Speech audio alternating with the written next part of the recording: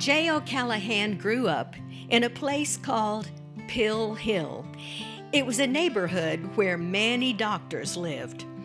The drama of his lively neighbors inspired many of Jay's colorful, memorable stories. Right now, you're going to hear a brand new story from that beloved, eccentric neighborhood, Pill Hill. J. O'Callahan, as you will see, is an entire theater troupe inside one very tall, very talented man, J. O'Callahan.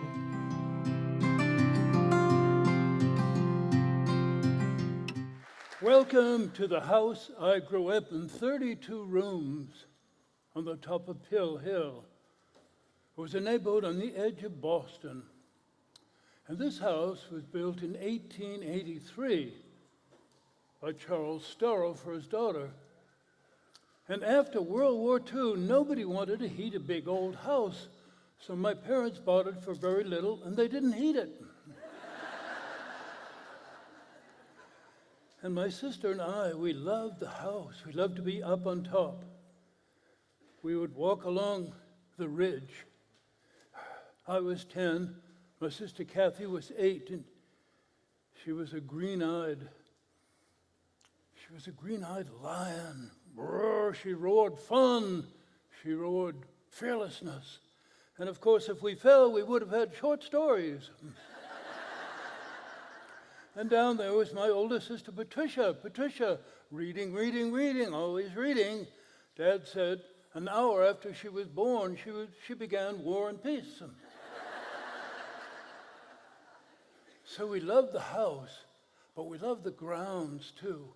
If you face the house like this, on the left-hand side, we had outside back stairs, but then we were very close to the sidewalk, so there was no land at all. There was a street going down to a women's free hospital. We called that Forceps Avenue. And the right-hand side had some land, just 20 feet or so, that curved. Then there was a grass plot. And then there were rhododendrons. And I was maybe 8 when I went along the rhododendrons, and then suddenly there was a little hill that went straight down. And there was a cave. The landscaping had been done by Frederick Law Olmsted. He did Central Park. And he must have wanted a cave. There were 2 rocks, you had to step over them. They were like guard dogs. And the cave, it swallowed the sound. Sand floor, some of the rocks 4 feet, 5 feet, all very bumpy. And above me, some of the rocks were so big, 6 feet long, 4 feet wide. What held them up? Would they come down? When I was 9, I was reading King Arthur. And I was sure if I touched one of these stones in the right place, it would slide open. There would be a passage, completely dark, and then there would be the sword. This sword that was glowing, but it was in a rock. I would pull it out, I would be king, but I never touched the right spot. On the left-hand side, I told you there was Forceps Ave, going down to the Women's Free Hospital, and it was filled with sounds and sights of my whole growing up. One of the sights was the nurse coming up, finished her shift, and she would have a starched white cap and a blue cape, and that seemed heroic. And halfway up, she would say, "Hello, John." That was the neighborhood tennis court. And old John was the caretaker. He would have this iron roller. And he took care of the net, and he mowed the lawn, took care of the fence. And he was like nobody I'd ever seen. He was bent, he was twisted, he was scarred, and his mouth was in the wrong place. He would say, "Nice to see you." You knew his mind was fine. Maybe he was hurt in the war. Old John and Miss Thatcher would be coming down this sidewalk. Miss Thatcher, she had a little pug dog on a leash that looked like Winston Churchill. And she had the ability to ignore us and disapprove of us at the same time. So the nurse would be coming up, Miss Thatcher going down, and they would cross at the Tin Green Garage. There was no other Tin Green Garage. I'd never seen one. And it became very important to me. Our family would go up to Cape Elizabeth, Maine for a whole month. And Dad would say, high tide, let's go, high tide. We'd leap into the waves, low tide, tidal pool, starfish, hermit crab. We had a tidal life, and then we'd come home, no tide. So I made my own tide. And the tide was Dr. Lawrence. Our house was here, and the Lawrences right across the street. Set back, but their Tin Green Garage was very close to the sidewalk. So every morning, Dr. Lawrence was just 40 years old, but he was running the Faulkner Hospital. He would go down into the Tin Green Garage, and he would back out his old perfect Buick. That was the tide going out. 9 o'clock at night, I'd be lying in bed in the dark, and the light would slide over the ceiling. Dr. Lawrence was driving into the Tin Green Garage. The tide was in, so I could go to sleep. Sights and sounds. Well, there were sights and sounds at my parents' winter parties, too. The front door would open, then the foyer, and people would flood in. And there was a mirror right across, so the mirror people were coming in, and the real people were coming in. And it was a dance. My sister and I taking the coats and hats. It was a dance of the flash of lipstick and the smell of perfume and the cold of the coats and everybody greeting. And Mother would sweep down and say, Harry, Monetta. Everybody greeted as if they were kings and queens. And then, Uncle Eric, come on, Uncle Eric. Uncle Eric was a big, handsome man. Come on, play the piano. We would pull him down into the piano room. It was a long room that flowed into the living room. Uncle Eric would sit down. He had these huge hands, and he would put them down in the keys. Mrs. Lawrence said he played like Zeus, and that his hands were lightning bolts on the keys. It was not a compliment. But we loved his gusto. Drill ye terriers, drill. He had a swivel stool, so he'd be like this. If the piano was here, he'd keep playing, but he'd be looking us, and the left hand kept playing. We thought that was wonderful. Kathy and I would get the crackers and cheese. We'd run into the kitchen, and Kathy liked the green olives with the red pimento hats, and I liked the black olives. We'd get our trays, we'd go through the butler's pantry and the dining room, down the hall, and then we'd go into the living room. Dad would be sitting there, very handsome, in his blue chair, butterscotch curd. She'd be in the couch. I called her that because she had this warm laugh like butterscotch. Mother would be in the yellow chair, and Dad might be saying, William James says, do something you don't want to do every day. Strengthen your willpower. Do something you don't want to do. I would go to school. I would do my homework. I would feed the dog. I would help with the dishes. I would keep my room. I had so much willpower. And Mother would be saying, Henry James, William James. I wish they would talk about Jesse James. Then I would go to the people standing, talking to one another with crackers and cheese. And there would be Mrs. Lawrence with the deep voice. Mrs. Lawrence would be talking to Agnes Burnoff. She was a sculptor, and she wore man's suits. And behind her was one of her sculptures. It was just 2 feet of marble that curved to suggest a wave. She knew we loved the ocean. And Agnes might be saying, how's your great aunt? Mrs. Lawrence would say, she's in the pink of decay. And then there would be Harry Solomon talking to my Canadian-Japanese Aunt Anne. I loved Aunt Anne. She lived in Cambridge, and during the war, she was in a fruit store, and the man said, I don't want a Jap in my store. Get out! It was hard for her to even be out, but now the war was over 5 years, and I think it still was hard for her to be out. And Harry was saying, Anne, my outfit liberated one of the concentration camps. You should have seen the prison. They were skeletons. Awful. Worse for me because I'm a Jew. Mother had showed us the Life magazines, the concentration camps. And then there was Uncle Jackie. Uncle Jackie he had a shiny forehead, shiny cheeks, shiny shoes. Uncle Jackie, sometimes he got his words mixed up. He'd be saying, he weighed 200 pounds if he weighed an inch. Or he might say, I was so mad I got in my car and I walked away. They were Jackieisms. He was talking to Anna Mae Cooper, and she was from the South.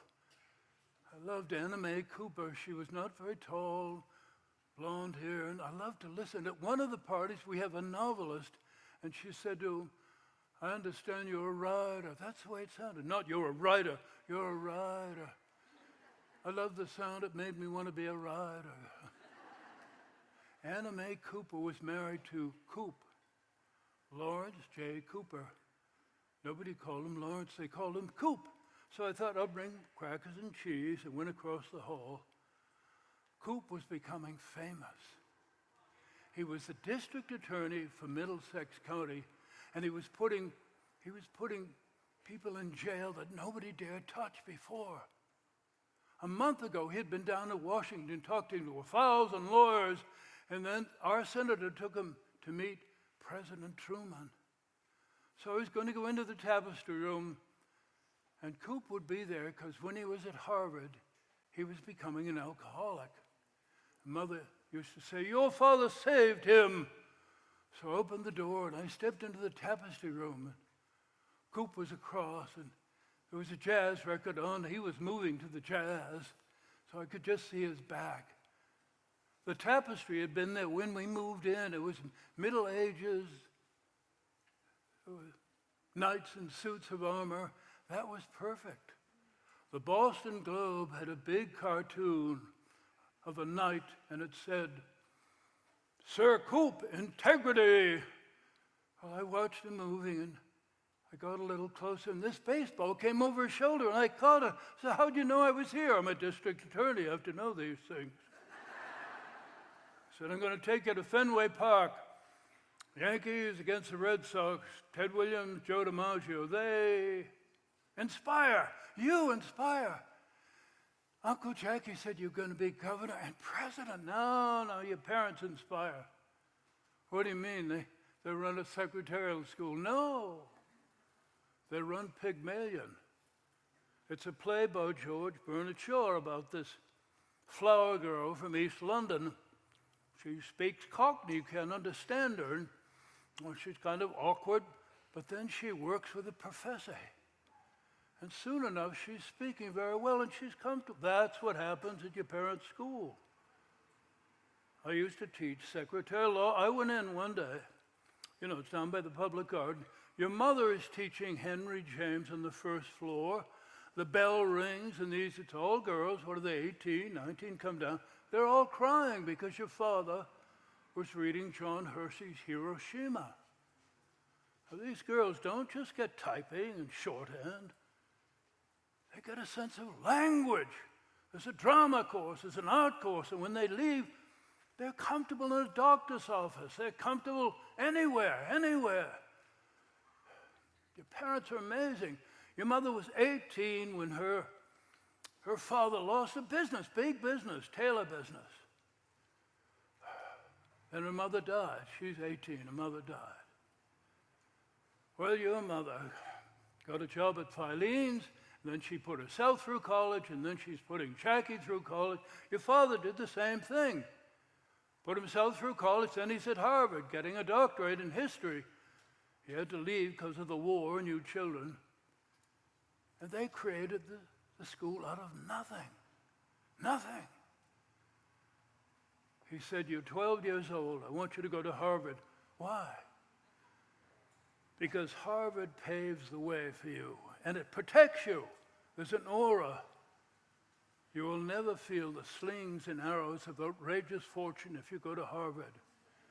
And I heard my sister Kathy, put a couple of logs on. Okay, I'll see you later. Wait a minute. You're 12. 2 years, you'll be in high school. Work, I want you to go to Harvard. Why? Because it protects you. Go to Harvard. So I went out in the hall. Now all the adults, they were headed to the dining room, and they were smoking. In the smoke, I could see all these figures. There was Joseph Stalin, and there was President Roosevelt. There was Churchill, and Churchill again. Churchill, out of so many smokes, I thought he must be in the dining room. Everybody was headed except Jack Clark, talking to Ned Conley. All of the Conley men were quite small. But Ned had been a soldier, and Jack Clark had been a boxer in college. And I saw Jack Clark's fists. And out of nowhere, he said, "We should not have dropped an atomic bomb." And he hit him. Dad came out of nowhere. He lifted him, "Fight, but fight with words." Gosh, where were you, Jack, when the bomb was dropped? In my law office. You were in your law office. Ned was on a ship about to invade Japan. He might have died. Let people have their own opinions. That had never happened. No one had ever been hit. But then after supper was my favorite time. People would gather around Uncle Eric and they would sing. I never got the words because I love the sounds. Shall we dance? Boom, boom, boom. East side, west side, and Dad, come on along. Come on like Alexander's ragtime band. Then the football song, 10,000 men from Harvard want victory today. Then the war songs, over there, the Yanks are coming. But the funny thing was, they never told any stories about the war. There's Uncle Eric playing the piano. When Pearl Harbor was bombed, the Navy said to him, "Take a mine sweep across the ocean." What is he, 22? Did he see German submarines? Did he have big waves? Ask Uncle Eric, he'll say, another time. Another time doesn't come. They don't tell stories about the war. One story we heard. One night, my sisters and I having supper. Hello, it was Bob Conley. Bob Conley was Ned's brother. Dad and Mom are out. Come on, we're having hot dogs and beans. Bob Conley, he was in the war small.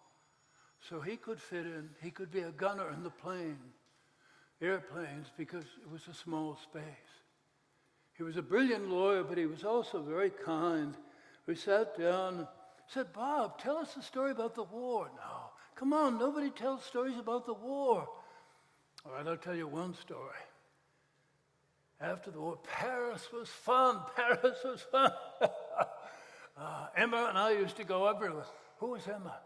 A French nurse. We would go everywhere. We'd go to the Tuileries, and we'd go to the Luxembourg Gardens. There is this pool. It's only about a foot like that, but they're little sailboats. And we'd go to these places where Hemingway went and Fitzgerald. And then one rainy day, I'm waving. Emma's running across the street, and the truck came out of nowhere, hit her. She died. Patricia started to cry, and he said, "That's why people don't tell stories about the war. Too sad." So at the parties, Patricia would go over to Uncle Eric, and now he'd start to play, and people start to sing. "I'll be seeing you in all the old familiar places." People would be singing. They didn't know why Patricia was crying, because she heard the story. Well, then there was a time at the party when Dad would know somebody was discouraged or hurt. And tonight it was Louise. Louise had had cancer, and they thought she was going to die. And a month ago, the doctor said she was free, so Dad went over and he took her by the hand. She was a beautiful woman, black hair. Eric began to play, and Dad was singing, "Every little breeze seems to whisper Louise." Everybody's singing and crying because she's alive. And then people are leaving. It's so early. People are leaving. 12:31. Dad has come, "Stay a while," but they're all gone. And Mom's upstairs. And I started upstairs. I stopped. Dad was playing a melody he made up on the piano. I loved the melody. There was something playful about it. Reminded me of Cape Elizabeth. Dad would lead rock walks. He'd be happy then. He wasn't worried about money. Sometimes at the school, they didn't have enough students, and so Mother would say, we don't have many presents for Christmas. But Dad, he wasn't worried in Maine. Then there was a sad part. I never knew what that was. But there was something of the secret of my father in that melody. And then there was a whole other world. It was the world of running down the hill through the village to school. So one morning, Mother said, borrow a quart of milk from the Lawrences and I'll make hot cocoa. I said, I'll do it. We loved to go to the Lawrences in the morning because that was the meal. Dr. Lawrence had long days, so he wasn't there for supper. So I ran across, rang the bell. Monica opened it. She was my age. She had nice brown eyes. She was my girlfriend, but she didn't know it. I said, can we borrow a quart of milk? She said, come on in. Mom's upset. Oh, what? The Greeks burned Troy. Oh, when? 3,000 years ago. There was Mrs. Lawrence with the spatula. Remorse is the fate of the Greeks. Remorse is the fate of the Greeks. I said, can we borrow a quart of milk? Carrie Lawrence was just 10. She said, stay for breakfast. I can't. Blueberry pancakes. Well, maybe just one. So I sat down, and I got a blueberry pancake, and then I turned, and Mrs. Summers was in the doorway. She was very dramatic. She smoked Turkish cigarettes. She came a month ago for a cup of tea. She'd been there ever since. And Carrie said, stay for breakfast. And Mrs. Summers said, no, a cup of coffee and I will finish writing my novel. She always said the same, writing my novel. Carrie said, stay for breakfast. No, impossible. Blueberry pancakes. Or maybe just one. She sat down. I said, what's your novel about? My novel is about life. Oh, and death. Oh, both. And just then, my sister Kathy with those green eyes came in, and she always had a bounce. She said, hi, everybody. Can we borrow a quart of milk? And, of course, Carrie said, stay for breakfast. No, better not. Blueberry pancakes. Well, maybe just one. So she sat down. And then Mr. McPherson came in. He was the caretaker for lots of the houses. Mr. McPherson always wore purple shirts buttoned right at the neck, leather jacket, and he had a three-legged dog. I saw Monica. Monica's lip was curling. Meant something funny was going to happen. Mr. McPherson could paint a wall. He could mow a lawn. But if he touched anything mechanical, it would break. And Dr. Lawrence said, Mac, listen to the furnace. Just turn on clank, clank, clank. Would you take a look? So he went down. And Mrs. Summers, she went up with her Turkish cigarettes. And Mrs. Lawrence said, when we were in college, she was finishing the same novel. And then Patricia, my older sister, came. And Patricia was very smart, but she could be just a little bit prissy. She said, could we borrow a quart of milk? And Carrie just said right away, have a blueberry pancake. Everybody turned and said, well, maybe just one. And then Mr. McPherson came up and said, Dr. Lawrence, there's a little leak downstairs. Dr. Lawrence went down, came up and said, it's a flood. I'm calling the plumber. I'm going to the hospital. It's quieter there. So he left and we ran across. Mom, we had pancakes, so we're going to school. So Kathy and I are running down Pill Hill. It's fall and all the maple leaves, all of the colors, red and yellow. We got to Route 9, wait for the light. Then we ran across, and then the road sloped up like that for a railroad bridge. Woo! We just made it. The train is going, and the steam is pouring up, and for 2 seconds, we're lost in the world of the steam. And then a few steps, there was Louis the barber. Louis was waving his scissors. Louis had black hair, slicked back. He looked like a seal. And getting a haircut was such a mystery ever since I was 7. I'd be sitting there, the men had smoked cigarettes, and they would be talking about the Red Sox, and the man would say, Louis, just a little off the sides. Next man, Louis, just a trim. Next man, Louis, the usual. Finally, it was my turn. I'd sit down. Louis, just a little off the sides. He'd take the razor, "Rrr!" I'd be bald. So next time, "Louis, just a trim, thank you." "I'm bald." "Louis, the usual." "I got the usual." I never got the code. But it felt clean. It was like going to confession. So today we're going to cross to Barbour's Fruit Market, and Hi-Ho the Bum is there. That's what they call him, Hi-Ho the Bum. And he's frightening, because that's all he does. He stands there. Ran across, he's maybe 6'2", burning red face, dungaree jacket, dungarees. Just once I looked at his black eyes, and they seemed dead, and I wondered, did he ever throw a baseball? Did he ever run and climb a tree? Then we ran on to Dorothy's Bake Shop, big window. And there were cakes and pies, some of the jelly donuts. They were as big as a little boy's catcher's mitt.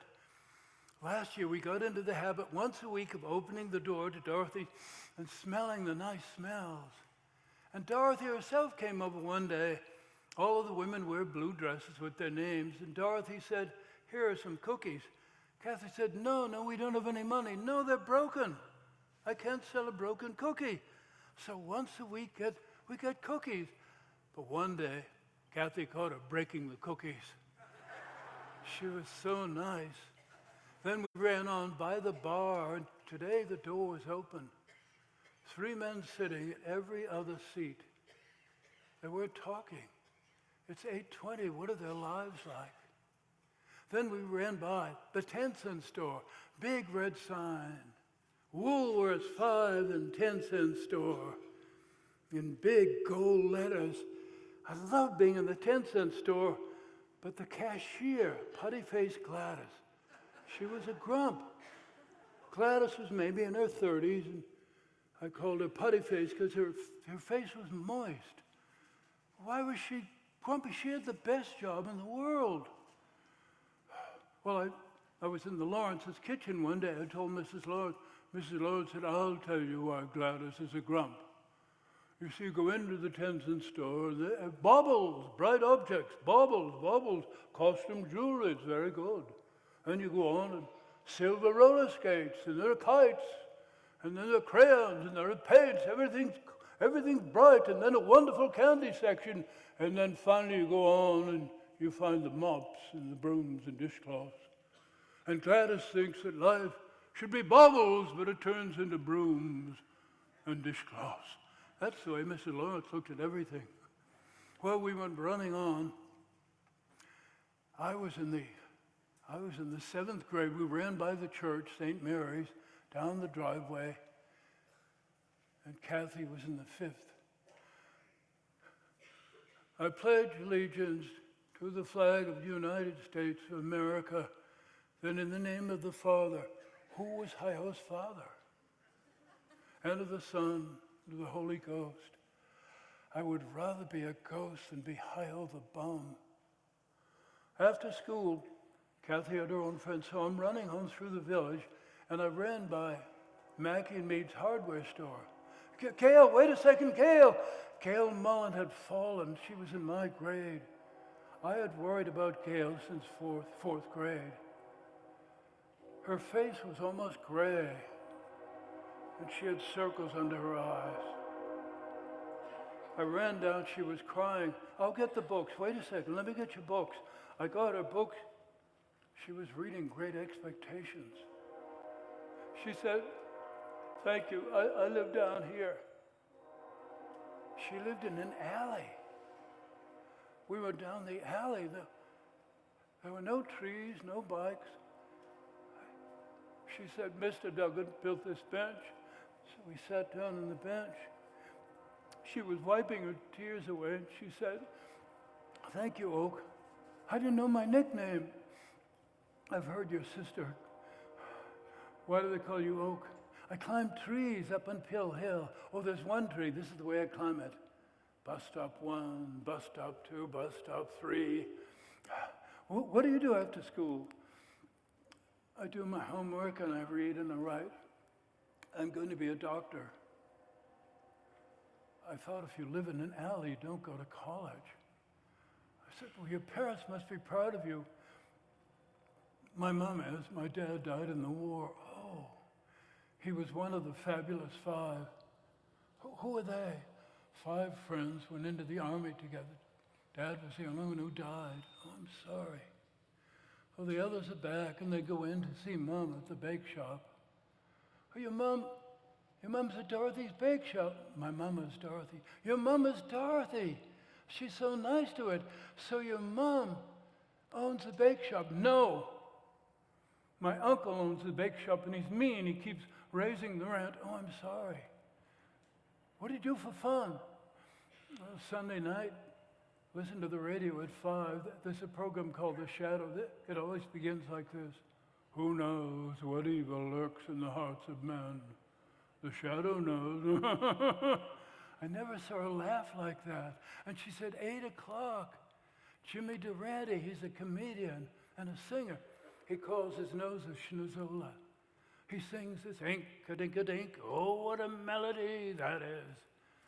But mostly I like to read. Do you like to read? Well, I like King Arthur. King Arthur. Oh, the sword. Oh, it's not bus stops. What? When you climb, you're climbing realms, kingdoms. That's great. Thank you. Clean the knee up. See you later. She was more fun than Kathy. I ran home. I put my books away. Then I was running down forceps. I was going to climb the tree because of Gail. There was a sloping woods right opposite the tennis court. I said, John, it's going to be cold soon. Snow. Why don't you play tennis with the snowball? Was the only joke he ever made. In the sloping, there was the beech tree, gray, wide, massive. I started climbing to the 4th realm, and I sat there, and I was thinking, she'll never go to college. She won't have the money. 9 o'clock, getting in bed, light out, and then the light slid over my ceiling. Dr. Lawrence was home, driving into the tin green garage. The tide was in, so I could go to sleep. Well, I didn't see Gail much, but then the next year, 8th grade, I was running through the village, and there was Gail. There she was at Mackie and Mead. Gail, come on, I'll buy you a Coke. Come on. We went in, the Coke just cost a nickel each. I said, Gail, high school, next year, what do you think? Oh, there are 2,000 kids. I'll get lost. No, you won't get lost. You'll be the smartest person there. Well, first there was the summer before high school. And Dad would say, great water. Where did it come from? What, the ocean? Where did the ocean come from? You're going to high school. You could be studying that kind of thing. I have read that the earth, a couple of billion years ago, was just rock, no life. Where did the life come from? Cellular life. Where did it come from? The first flower. Where did life? You'll be studying life. I wish I could take your place. High school started, and I wish he could take my place. It wasn't life. Life was last summer. I had a job at the Women's Free Hospital. I was 14, so I had to have a special permission, a letter. 7 o'clock, I would down in the basement, I had a card, and I would put the card in, clunk, and I would be part of the American workforce. And then I would push this cart with a barrel, station to station. The different stations had small silver barrels, and I would dump what was in mine. Later, I'd clean the silver barrels. When my barrel was full, I would go down to the basement, open the furnace door, roaring orange furnace, and I would shovel guts, bloodied rags, bloodied rags, old tombs, guts, rubber tubes, bloodied rags. And then about 11 o'clock, I'd take the elevator up to the 2nd floor. Elevator would open, and I would hope Peggy would be there. She was a nurse's aide. She was 14 and pigtails, and she was fun. And then I went into ward number 2. It was a long room, wooden floor, 12 beds on one side, 12 beds on the other side, all old women. One day, Peggy came and said, they're waiting. Waiting for what? They're waiting to die. Nobody comes. Nobody visits? Why? I don't know. So I would mop every day, and one day I was at the end of a bed. I'm Alice. I looked up, there was Alice, maybe in her 70s, still had black hair. I'm Oak, Alice. Oak, how are the Red Sox doing? Second place, you know, the Yankees. So every day I'd talk to Alice. One day she said, Oak, when I was 12, Dad took me to Fenway Park. Guess who was pitching for the Red Sox? Who? Babe Ruth. Babe Ruth! And then after that, I'd go down to the cafeteria for lunch.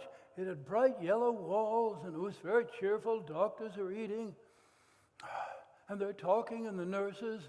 And I would push my tray, and I'd say, I'll have the meatloaf and the mashed potato, and overseeing everything was a beautiful woman. She was a dietitian. And she watched everything, and in that green dress, she was beautiful. So I would always get lime jello in honor of her. And then one day with Alice, I called her Ritz. Here's this baseball is for you, Alice. It's signed, so it's worth a fortune. Who signed it? I did. Who's the picture? Oh, it's my son. He was a fighter pilot. He was shot down. I'm sorry, Alice. Well, one day I came in with my mop and my pail, and Alice's bed is empty. No baseball, no picture of her son. And Peggy came in and said she died Friday afternoon. She was buried this morning at the pauper's grave. Do you know what that is now? When you have no money, the town buries you. Mrs. Higginson, the nurse, head nurse, she went. She said nobody else went. Well, it was sad, but it was life. And high school wasn't life, and I was so disappointed. It was a couple of days before finally I saw Gail. She was just coming out of the courtyard. I said, Gail, how's high school? She said, I'm finding my way. Gail, I'm so disappointed. It's all memorizing and quizzes, and Latin is just, no, Oak, I love Latin. Miss Meadows said, in a year I'll be reading Latin, poorly, but reading it, and Caesar will be speaking to me. But I don't belong here. What? I don't belong here. All of the girls dress so nicely. I have 3 skirts, and I have 1 nice dress. I've heard them in the corridor. Oh, that's the alley girl. I bet she smokes cigarettes and chews gum. The alley girl. I wonder if she can read. I wonder if I can read. They're jealous of you because Caesar's going to be speaking to you. Oh, sophomore year. Sophomore year, 1 October. I remember that football season. So I went into the main dining room, 400 kids, and she was waving. So I ran over. She said, Hope, the most wonderful thing, this summer I will be at Wellesley College. There's a special writing program. 16 high school students from all over the country have been invited. I'm one. Good for you, Dr. Mullen. That was exciting. And so is October, because October is tag football. Tag football is like chess with bodies. So I went home and I called Frank Gallagher right around. Frank, tag football, half an hour. You call Todd, 4 of us. Todd Adams, he went to Milton Academy, private school. And Russ Wailuda, he was an adventurer. Russ Wailuda, he went to the Unitarian Church. And on a Saturday night, we would go way up Chestnut Hill and then go behind the Unitarian Church. It was a huge stone, it was like a castle. We'd go up the drain pipe, get the gutter, pull ourselves up. It was a slate roof, but we'd go way up the Copper Valley to the top. We'd sit there the highest place in the whole town. In the distance, you could see the lights. Fenway Park, a night game. We really talked. To talk, you have to be upside. You have to be up high and dangerous, up high and dangerous. Well, tag football isn't dangerous. It's strategy. It's strategy. It was Frank and me against Todd and Russ. Strategy. So we began. I said, okay, Frank, button hook. So I got a buck and cut to the right, slice, button hook. Strategy, strategy. And then it was getting dark and cold. Okay, we stopped. No, we stopped. One more play, because we're behind. The wind was strong, and I shouted to Frank, long bomb over my right shoulder. I sent it. I ran out. I was running as hard as I could. I couldn't. There was the football, and it fell in my hands. Eternity! And then in Maine, for once, I was excited about high school, because junior year, we're going to have Mr. Wells for physics. And the other thing is, Coop was going to announce for governor in November. So first day, junior year, all the kids are coming down at Gail. She looked beautiful. Long black hair, and she looked so confident. Well, at noon, I went down to the courtyard, and she came running over and said, oh, the most wonderful thing. I love the writing, but and one of the professors at Wellesley said, I am a very good candidate for a full scholarship at Wellesley. Whoa.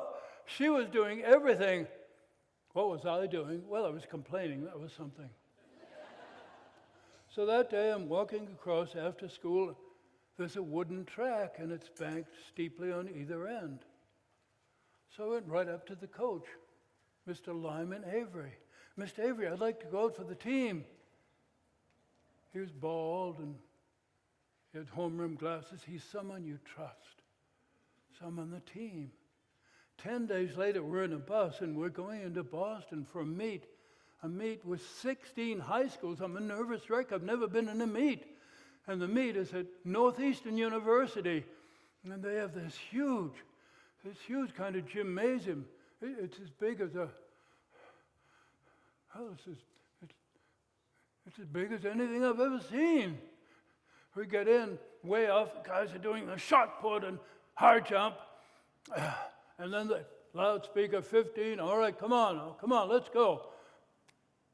50-yard dash, let's go. 50-yard dash, 100-yard dash, 440, 880. Finally, I'm running a mile. I've never run a mile. All right, the mile, line up, line. 16, 60 of you on this line.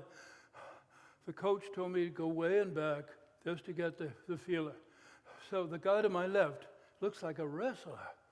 Curly red hair. Guy to my right is tall, skinny, black hair. All right, listen up, everybody. On your mark. Set, bang! So the leaders take off like that, and I'm going to stay with these two guys. I've never run a mile, so we do. It's 4 times around, and the track is this hard red rubber, so I make a quarter mile. Then I make a half mile. I don't know if I can do the full mile. I make 3/4 of a mile, one more around, I would have done it. So I'm going on the first turn, the second turn, and the guy with red hair, he messes his feet up. He falls. And so does the skinny guy. The 3 of us are down there. And the redhead guy got somebody. He said, I quit. He quits. Well, the skinny guy takes off, and he's running. And I'm running after him as hard as I can. I'm running. He goes around the turn. The second turn, now 30 yards, it's over. I run, and I just barely beat him. I came in 14th. I'm ready for the Olympics. 14th. Oh. The coach said, good for you. You didn't quit. So I had something to tell Gail. Just a few days later, finishing track practice, Gail, Kate, she came out. Gail, I'll be there 5 minutes. Okay, wait, will you? So I had a quick shower. I said, Gail, I'll walk you home. So I'm walking her home, and I told her, she said, good for you. You didn't quit. We're walking. She said, Oak, you should read Willa Cather and Hemingway, For Whom the Bell Tolls. she's talking about these books and I can't listen because I'm looking at the side of her face and she is so beautiful. We go by the library and the police station, and we're at Mackey and Mead's, and she said, I'm worried about him. You're worried about who? Cicero. Who's Cicero? The great orator. We're reading his letters in Latin. He's such a good man. He writes about his family and his daughter, Tertulia. But he's made political mistakes. Caesar's going to be assassinated. Who's going to protect Cicero? I don't know, but I hope he's okay. So we went down the alley, and I said, well, put your books down. I can't. I've got a big paper. So she stepped up the first stair, and she turned to smile at me. And I put my arms around her, and I kissed her. And she opened her eyes and said, it's about time.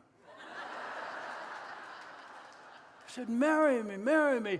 I'll marry you after medical school. And after my internship, I'll be an old man, but you'll be a wonderful old man.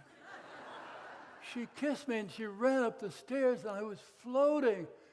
This must be being in love. I felt so happy. I'm floating through the days now.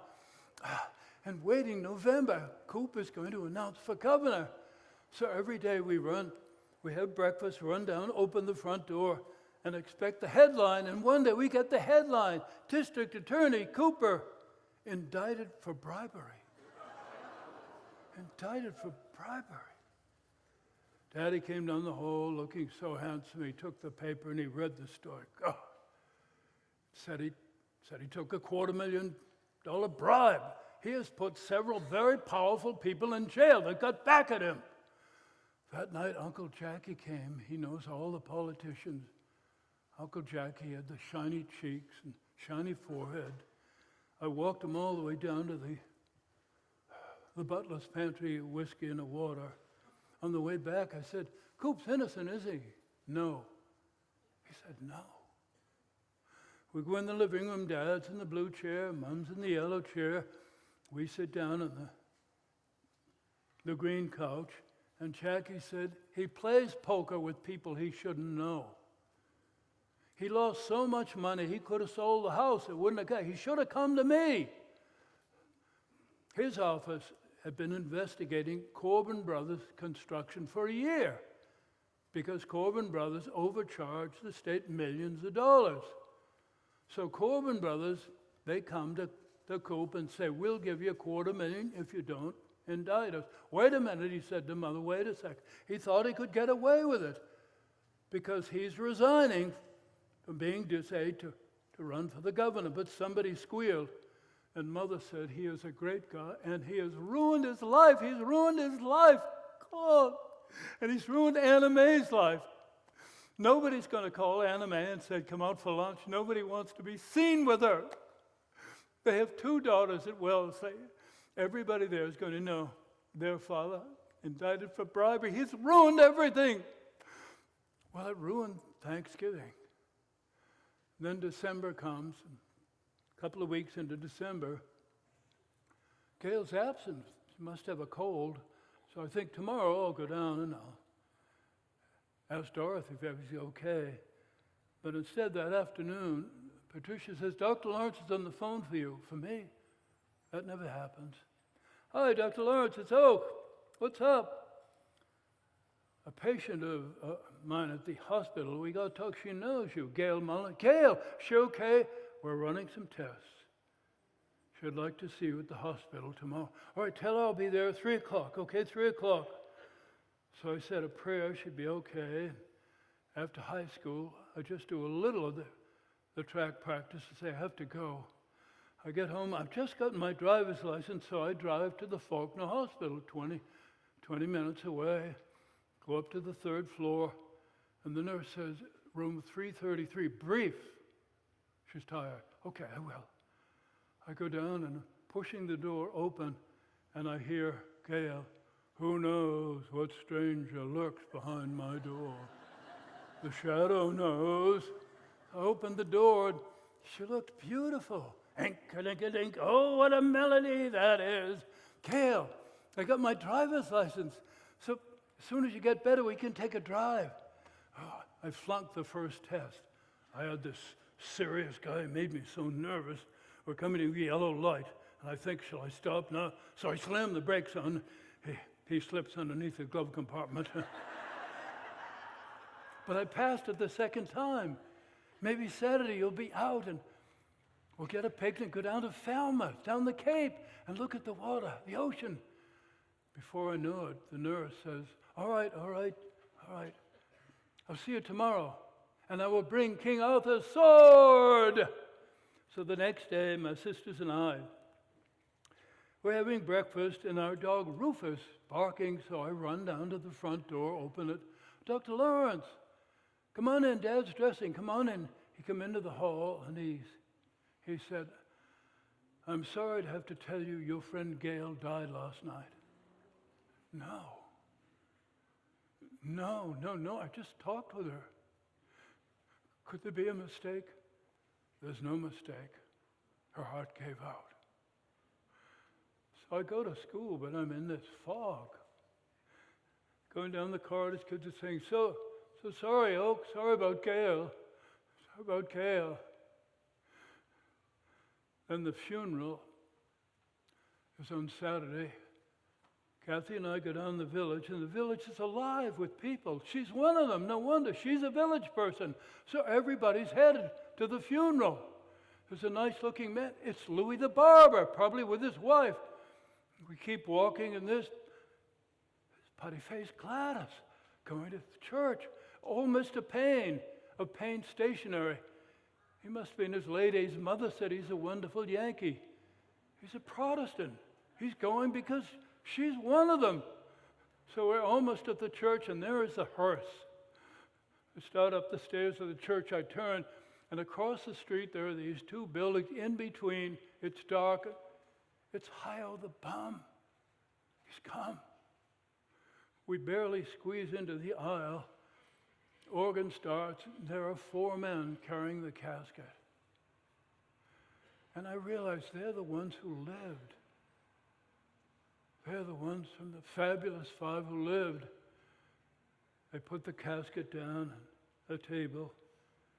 And at the end, they pick the casket up, and now they're headed down. And Dorothy, Gail's mother, comes out of the first pew, black veil, and she's walking behind the casket. And she stumbles.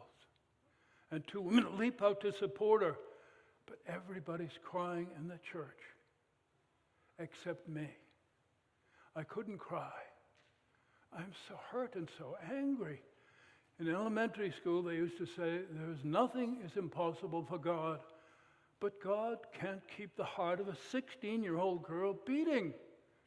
The alley girl's going to be a doctor, and he can't keep the heart beating. I was so upset and so sad. But luckily, I had a good job, Christmas vacation. I worked 7 at night till 7 in the morning, Coolidge Corner Post Office.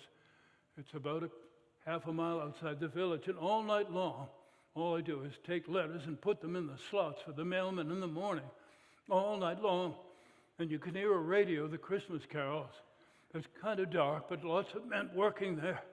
And in the morning, I go to the deli, because I don't want to talk to even my sisters. So one morning, I'm walking by Dorothy's bake shop, and Dorothy's there, and she wants me to wait. She comes out, she takes my hands, and she says, she thought the world of you, and she bursts out crying. And I gave her this awkward hug. So Christmas was awful. I just bought chocolates for everybody.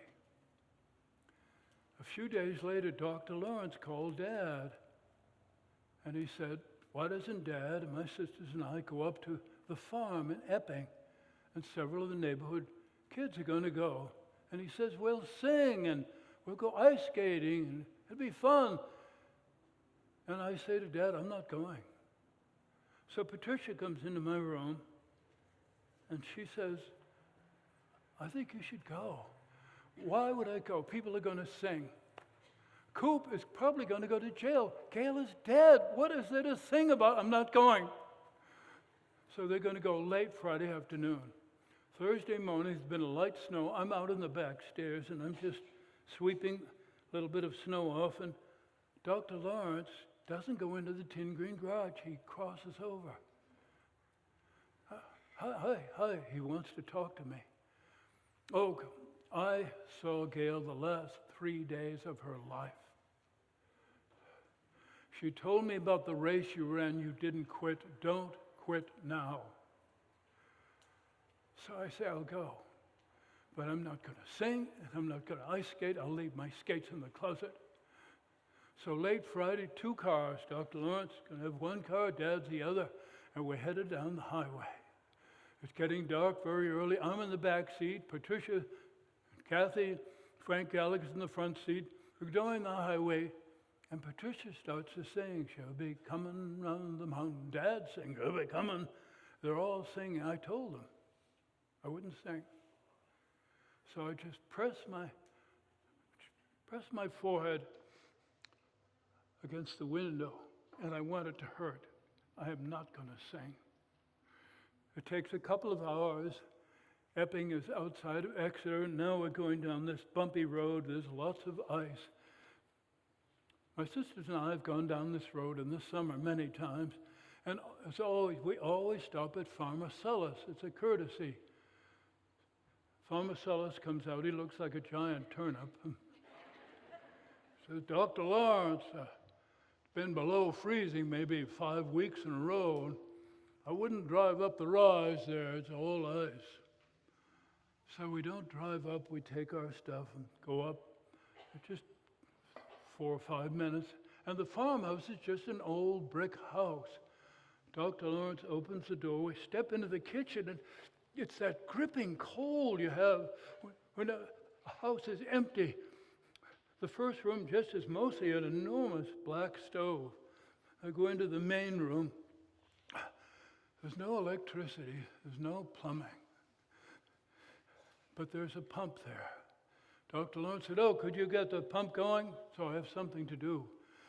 Monica comes over and she pours the water. It's a cast iron pump.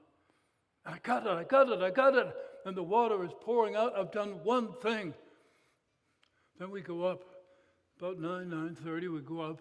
There's nothing upstairs. We all have our sleeping bags, the girl one side, the boys on the other. In the morning with breakfast, and people want to play checkers and chess, and Stingy River is about a quarter mile. We swim so they go down, but the day gets away. And Dr. Lawrence said, "Let's go. Quick supper. It's dark already. Come on, we're going to skate or not." So 2 cars headed off to Lake Pawtuckaway. It's a huge lake. 20 minutes away.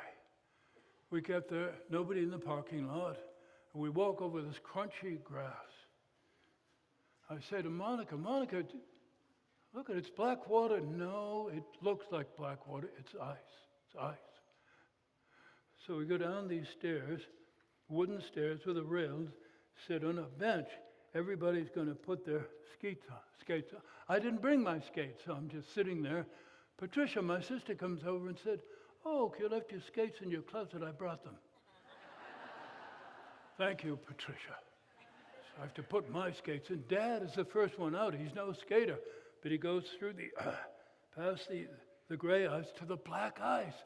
And Dad, he's in this semicircle, really moving, but he doesn't know how to stop. So he sits down on his bottom and he slows down.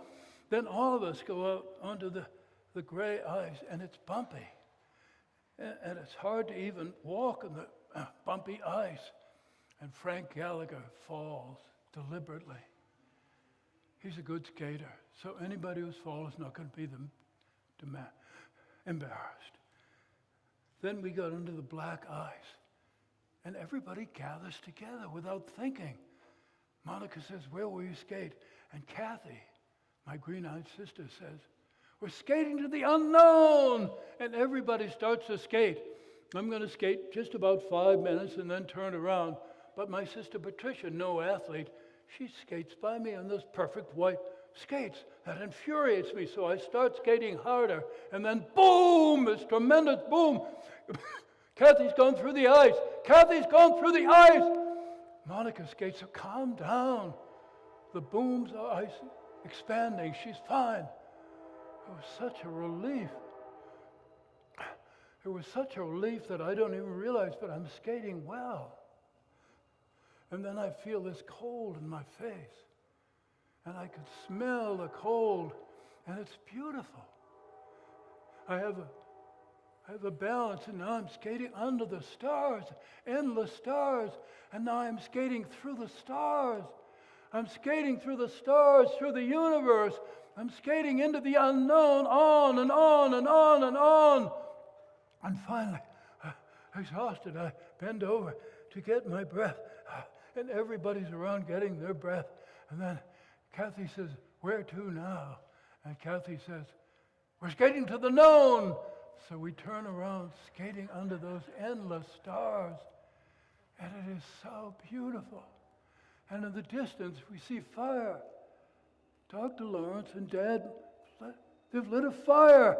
So we get in and take off our skates, and we're headed up, and Dad is handing out hot dogs. Mustard and relish hot dogs, and they have hot cocoa. And we gather around the fire, and we're laughing, laughing. It has been so beautiful, but we're tired. So we get into 2 cars and head back. Everybody wants to go to bed. We get in the main room, and Dad said, "All right, everybody, take hands, all right, circle to the left, that's it, all right, circle to the right, all right, bow to your corner." There is no corner. And then Dr. Lawrence has his violin. He's playing, Dad is calling a square dance. He's never called a square dance. People are bumping one another and laughing, and 15 minutes, and he said, "All right, now, charades." Everybody flees upstairs. I go to sleep hearing those booms. And in the morning, we're having breakfast, and I realize nobody is talking about last night. Nobody. And I know why. We may never have another night like this in our lives. It was magic, and you don't touch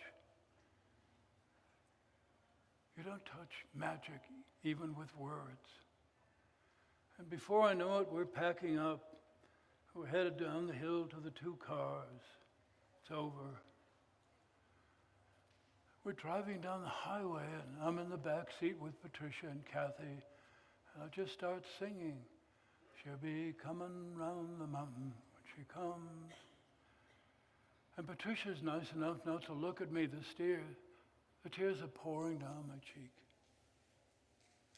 We get home, and the next day is long. It's school, it's track practice, it's homework. And by 9 o'clock, I'm exhausted, lying in bed, but I can't sleep. All these memories of the weekend, and of the skating and the stars, and then memories of old John of the tennis court. Why are all these pictures coming? Memories of Gail. I'll never get to sleep. Memories and memories, and then light slides over my ceiling. Dr. Lawrence is driving into the tin green garage. The tide is in, and I can go to sleep.